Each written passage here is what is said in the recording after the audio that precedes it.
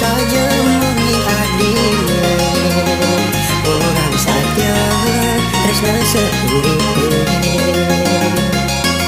pusing kalna panas geus teu daga goda itu janji lain ucapan adi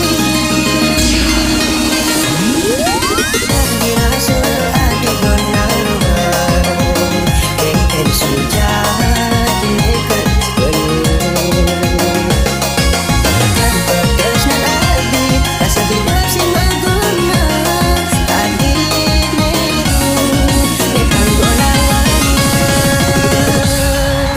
Saya Ketut Edix dari NRC DJ Bali, mari kita dengarkan remix ini.